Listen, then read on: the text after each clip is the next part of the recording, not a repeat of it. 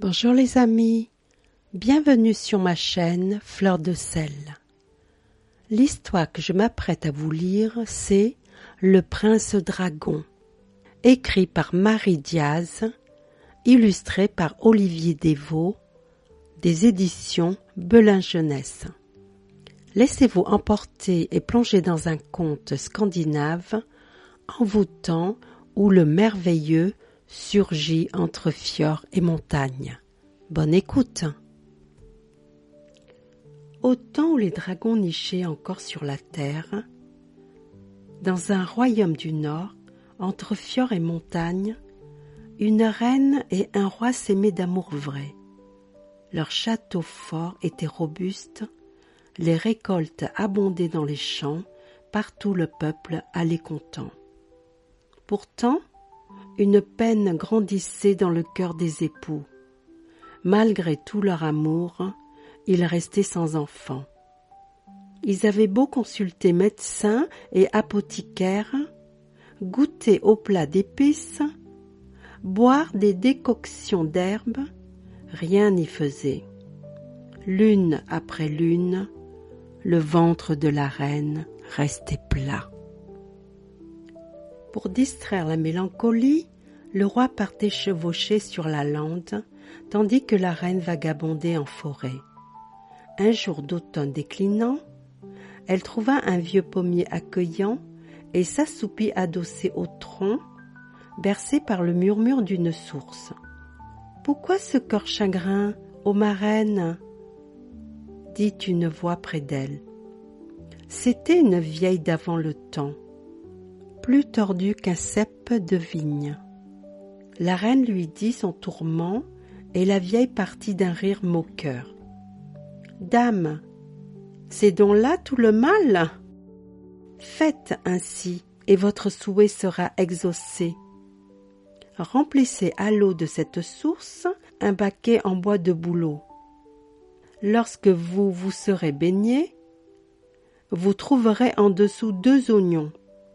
Mangez-les crus en prenant soin de les peler. » Emplie d'un espoir neuf, la reine sauta sur ses pieds, embrassa la vieille et courut au château. Il fut fait comme il avait été dit. Le baquet une fois rempli, le bain pris, on trouva en dessous, ô merveille, 2 beaux oignons rosés, parfaitement ronds et identiques. La reine, dans sa hâte, mordit le premier à pleines dents, sans prendre le temps d'ôter la peau. Le goût amer lui remit en mémoire les paroles de la vieille. Elle pela le second oignon avant de le croquer. Ainsi, la vie prit racine en son ventre. Suivirent 9 longs mois d'attente. Un soir d'été où la reine était seule en sa chambre, la naissance se déclencha si vite qu'elle n'eut pas le temps d'appeler ses suivantes. À peine fut-elle allongée que sortit de son ventre une forme noire comme un ciel d'orage. Une chose patue, griffue, crêtée d'écailles, avec une paire d'ailes acérées, une queue de reptile et 2 yeux d'ambre furieux. Ni ver, ni serpent, ni dragon, mais un peu de tout ça à la fois. La reine poussa un hurlement déchirant. Elle saisit la créature et la jeta de toutes ses forces par la fenêtre ouverte, vers la forêt d'ombre et d'épines. Les suivantes, alertées par le cri, accoururent avec linge et eau tiède, juste à temps pour aider la reine à délivrer un magnifique petit garçon potelé au teint de rose, rayonnant de santé. Le bébé claironna si fort sa venue que la reine le serra émerveillée sur son sein, chassant la vision de cauchemar. Personne n'en sut jamais rien. Choyé par le roi et la reine, le prince grandit en force et en beauté. Voilà notre fils en âge de se marier, déclara le roi un beau jour. Déjà ? Dit la reine. Il est encore si jeune. Attendons une année. Allons donc, rétorqua le roi. À ce train, vous le garderez toujours dans votre chiron, mamie. Il est temps qu'il vive sa vie. Aussi, le roi fit venir le prince et lui dit « Va chercher une épouse à ton goût, nous l'accueillerons ici avec joie. » Le prince était plus entraîné à la chasse et à la guerre qu'à l'art de faire la cour. Mais n'écoutant que sa bravoure, il sella son meilleur coursier et partit en quête d'une damoiselle selon son cœur. Chevauchant dans la forêt d'ombre et d'épines, le prince parvint à une clairière d'où partaient 3 chemins. Les troncs étaient brûlés et le sol retourné comme par une meute de sangliers. Une odeur pestilentielle flottait dans l'air. Le cheval piaffa, recula, mais le prince l'éperonna pour qu'il prenne le premier sentier. Une gueule monstrueuse surgit soudain des branchages, crachant une gerbe de flammes qui réduisit l'herbe en cendres. Une voix de volcan rugit. « À moi, la première épouse, avant toi !»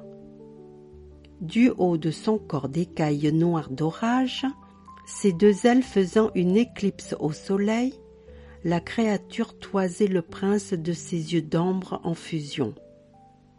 Le prince visa la gueule de sa lance, mais le dragon la broya d'un coup de croc en hurlant « C'est moi le premier-né, je suis ton frère aîné, la première épouse sera pour moi. » Le prince tourna bride sur le second sentier, mais le dragon l'avait devancé. Le prince visa le cœur de son épée, mais le dragon l'esquiva et acéra son armure. L'épée valsa dans un fourré. Le prince s'enfuit, mais le dragon l'attendait embusqué sur le 3e sentier. « Tes armes ne valent rien contre moi, frère Nabot. Tu ne me vaincras ni par force ni par ruse. Trouve-moi une jeune fille qui m'épousera de son plein gré, sinon je te tuerai et ravagerai le royaume entier. » Le prince était courageux mais point sot. Se voyant inférieur au combat, il battit en retraite et rejoignit le château au galop. Le prince fit irruption à cheval dans la salle où trônaient le roi et la reine. « Mère, dit-il hors d'haleine, un dragon dans la forêt se prétend votre premier-né et menace le royaume de ruine s'il n'est pas marié avant moi. Que veut dire cette énigme ?» La reine devint plus pâle que la mort et s'effondra sur le plancher. On la fit porter à son lit. Toute la nuit, le roi épongea son front brûlant de fièvre. Elle dormit d'un sommeil hanté. Le lendemain, d'une voix tremblante, la reine raconta au roi le secret de la double naissance. Un silence terrible suivit. 9 jours, 9 nuits passèrent, heures de chagrin et de colère, au cours desquelles le roi et ses conseillers cherchèrent un remède au péril. Puis le roi appela son fils cadet. « Va trouver ton frère aîné dans la forêt. Dis-lui qu'il sera fait selon ses souhaits. Nous lui trouverons une épouse. » Maçons et charpentiers bâtirent dans la cour une hall assez vaste pour loger le prince dragon, qui fut reçu avec les honneurs au château. le roi et la reine firent proclamer qu'ils mariaient leur fils, mais sans préciser lequel. La fiancée recevrait en dot terre et chevaux, bijoux, étoffes, coffres remplis d'argent et d'or. Les demandes en mariage affluèrent. La princesse d'un royaume voisin fut élue. Elle se précipita sur les richesses en poussant des cris ravis. Le prince dragon fut tenu caché jusqu'à la cérémonie. Lorsqu'il parut dans la halle, précédé d'un souffle putride, il était trop tard pour refuser. Ainsi, le mariage fut conclu. Au matin, quand les servants entrèrent dans la chambre, portant les 1000 plats du repas, ils ne trouvèrent qu'une boucle de cheveux et la bague en or sur le sol. Le dragon avait dévoré la princesse. « Qu'on m'amène une autre femme, ou je réduirai le royaume en cendres !» hurla le dragon en furie. On envoya des émissaires au marché des royaumes reculés pour trouver une nouvelle épouse. Une autre princesse arriva, venue d'un lointain désert. Aussitôt, elle fit le tour des récoltes et passa en revue les troupeaux. Elle fut si enchantée par la prospérité du royaume qu'elle se soucia peu du promis. Le prince dragon entra à la dernière minute et la cérémonie fut menée à la hâte. Le lendemain matin, les servants ne trouvèrent dans le lit que la bague intacte. La mariée avait été engloutie. « Qu'on m'amène une femme qui m'épousera de son plein gré, ou j'anéantirai le monde entier !» hurla le prince dragon enragé. Désespérée, la reine s'enferma dans sa chambre. En quête d'un miracle, le roi partit galoper sur la lande. Sa monture dispersa un troupeau de moutons. Un berger accourut en criant, suivi de sa fille. Ébloui par les yeux de source de la damoiselle, le roi mit un genou en terre et dit « Berger, si tu donnes ta fille en mariage à mon fils, tu seras 1000 fois dédommagé. Sire, tout le monde sait que votre fils le dragon dévore ses épouses, plaida le berger. Ma fille est mon trésor. C'est elle qui choisira son époux, pauvre ou puissant. » Le roi supplia le berger, parlant de massacre et de ruine si le prince dragon n'était pas satisfait. Alors, la fille aux yeux de source fit un pas en avant. « Ô père, ô mon roi, dit-elle, puisqu'il n'y a d'autre solution pour sauver le royaume, j'irai demain épouser le dragon. Laissez-moi cette nuit pour me préparer. » Sans savoir ce qui lui avait pris de parler ainsi, elle s'enfuit sur la lande en pleurant. Effondrée sur un roc, la tête entre les mains, la fille aux yeux de source vit approcher une vieille qui récoltait des baies. « Belle, pourquoi tant de détresse ?» demanda la vieille. « Demain, je serai donnée en mariage au prince dragon, dit la damoiselle. Il ne fait qu'une bouchée de ses épouses. C'en est fini de moi. Cette fois, les choses se passeront autrement, promit la vieille. Fais comme je te le dis sans rien oublier. Avant de revêtir ton bliot de mariage, tu enfileras 9 chemises du lin blanc le plus fin. Tu feras porter à ta chambre un baquet de lessive à la cendre, un baquet de lait frais et 9 baguettes de noisetier. Et voici comment tu parleras au dragon. » La vieille lui chuchota les mots à l'oreille. Le lendemain au château, la fille du berger demanda toutes les choses énumérées. On la mena à la chambre, où elle fut baignée, parfumée et vêtue pour la noce. Quand le prince dragon fit son entrée, noir comme un cauchemar, précédé d'un souffle pestilentiel, il resta interdit devant la fiancée aux yeux de source. Elle était coiffée d'un voile d'or et couronnée de fleurs sauvages. Un gargouillis affamé lui monta dans la gorge. On procéda à la cérémonie. Le prince dragon et la damoiselle échangèrent les épées des ancêtres. Ils se passèrent l'anneau d'or et burent à la même coupe la liqueur de miel. Le mariage fut conclu.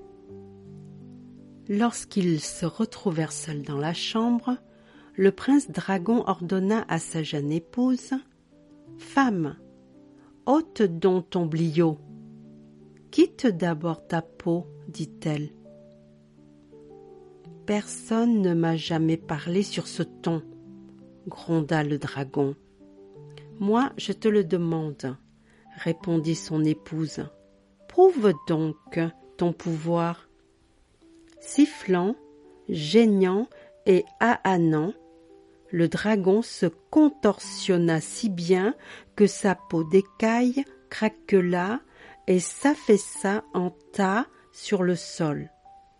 L'épouse ôta son bliot, dont elle recouvrit la peau morte. « Maintenant, ôte ta chemise, » commanda le prince dragon. « Quitte d'abord ta peau, » rétorqua son épouse. Il gronda, protesta, tempêta, mais elle ne flancha pas. Suant, souffrant et haletant, le dragon se débarrassa d'une seconde peau moins noire qui vint recouvrir le bliot. Son épouse ôta la première de ses 9 chemises et l'étendit sur la peau. Ainsi, à chaque fois, le lin finement tissé des chemises recouvrit les écailles. Le dragon quitta toutes ses mues jusqu'à n'être qu'une masse informe. Mais la rage, ce puissant venin, courait toujours dans ses veines. Alors, comme le lui avait enseigné la vieille, l'épouse aux yeux de source, vêtue de sa 9e chemise, prit les baguettes de noisetier. Elle les trempa dans la lessive, puis de toutes ses forces, elle fouetta la créature à ses pieds, fouetta à s'en user les pommes, fouetta jusqu'à ce que les baguettes se brisent. Elle baigna la créature dans le lait, l'enveloppa de sa dernière chemise et la tint serrée contre elle. D'un coup, la force l'abandonna et elle sombra dans le sommeil. Lorsqu'elle s'éveilla, caressée de lumière, la fille aux yeux de source découvrit à ses côtés un jeune homme à nul autre pareil qui la tenait fermement enlacée. Le prince, désensorcelé, souriait de ses yeux d'ambre. Elle sourit en retour et lui offrit un long baiser. Les servants qui redoutaient un nouveau carnage lâchèrent leurs plats d'or sur le seuil et coururent clamer la nouvelle. Le roi et la reine, fous de joie, voulurent célébrer à nouveau le mariage. Le royaume entier fut en liesse pendant 9 jours et 9 nuits. Au lendemain des noces, le prince cadet salua ses parents et la jeune épouse. Il embrassa son frère aîné, puis s'embarqua sur le premier navire en quête de sa destinée. Mais ceci est une autre histoire, que chantent les vents sur les fjords. Si vous les croisez, demandez-leur de vous la raconter. Et voilà, c'est fini. À bientôt les amis.